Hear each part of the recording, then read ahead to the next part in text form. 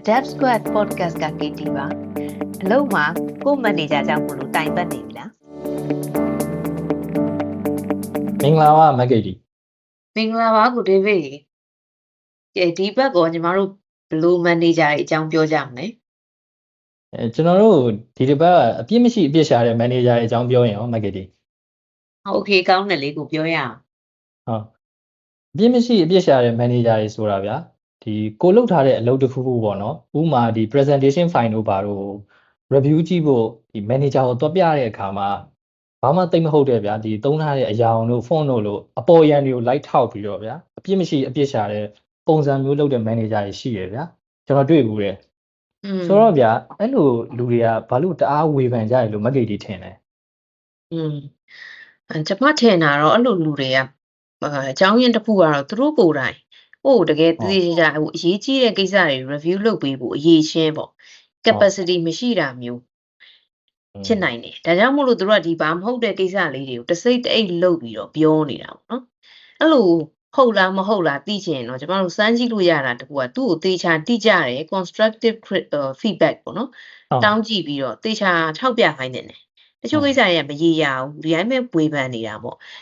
အဲ့တော့သူတကယ်လို့သူကပေးတယ် feedback ပေးတယ်ဆိုကျမတို့ကနောက်တစ်ခါသူနဲ့မတွေ့ခင်မှာသူဝေဖန်နေတဲ့အရာတွေကိုအကောင်းဆုံးကိုယ့်ဘက်ကတတ်နိုင်ဆုံးကြိုတင်ပြင်ထားလိုက်ပြီးတော့မှသူ့ကိုတော့ပြပေါ့ကြိုပြင်ထားဟုတ်ပြီးရင်ကျမတို့တစ်ချက်ပြန်စောင့်ကြည့်ရမယ်ဆက်ပြီးဝေဖန်နေသေးလားဝေဖန်နေသေးတယ်ဆိုရင်တော့ဒါကဘာလဲဆိုတော့သူ့ရဲ့ဝတီလည်းဖြစ်နိုင်တယ်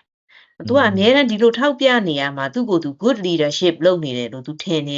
လိမ့်မယ်တွေးတိမ်တာပေါ့လေဟုတ်တခြားရောဘလို့အကြောင်းတွေရှိသေးတယ်လေပေါ့နော်ဒီလိုကိစ္စတွေက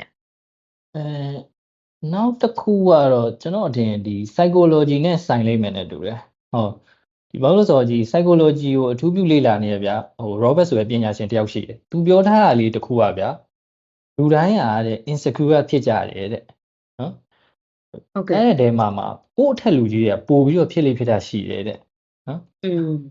အဲ့ဒါကိုပြဿနာပါလဲဆိုတော့ဗျာလက်အောင်ငယ်သားအများစုကဒါကိုသတိမထားမိကြဘူးတဲ့နော်သူတို့ကသတိထားမိရပါလဲဆိုတော့ဒီလူတိုင်းမှာ ego ရှိတာကိုဒါလူတိုင်းသိကြရပေါ့နော်ဒါပေမဲ့ကိုယ့်အထက်လူကြီးက insecure ဖြစ်နေဆိုတော့တောင်ဘယ်သူမှသတိမထားမိဘူးပေါ့ဗျာနော်ဥပမာဗျာ insecure ဖြစ်နေတဲ့ manager ရဲ့စိတ်ထဲမှာပေါ့နော်ဒီသူ့ရဲ့လက်အောင်ငယ်သားငါ့ကိုကြိုက်ရလားပေါ့ငါ့ကိုလေးစားရလားပေါ့နော်ဒါမဟုတ်ဗျာသူတို့ခေါင်းဆောင်မှုလုပ်နေတာအဆင်ပြေရလားပေါ့စသဖြင့်သူကအမြဲတမ်းသူ့ကိုယ်သူဗျာတန်တရားအတွေးတွေဝင်ပြီးတော့ insecure ဖြစ်နေတတ်တာပေါ့နော်ဟုတ်ကဲ့အားကြောင့်ဗျာတခါလေ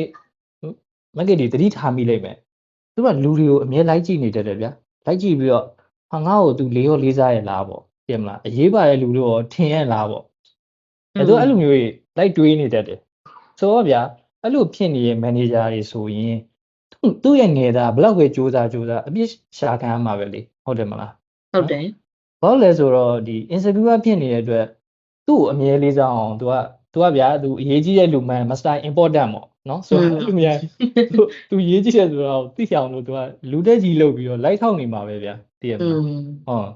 ဟုတ်တယ်အဲ့လို Mr. Important နေရတော့သူတို့ကအမြဲတမ်းသူတို့နဲ့လုံနေတဲ့ချိန်မှာ negative vibe ပေါ့ရှိနေမှာပဲကျမတို့ပြုသဘောမဆောင်ဘူးသူတို့နဲ့လုံရတာလေ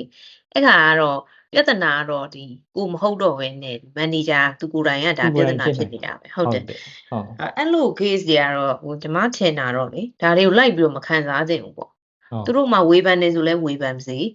ပြောချင်တာပြောပါစေဆိုပြီးတော့လွတ်ထားလိုက်တာအကောင်းဆုံးပဲ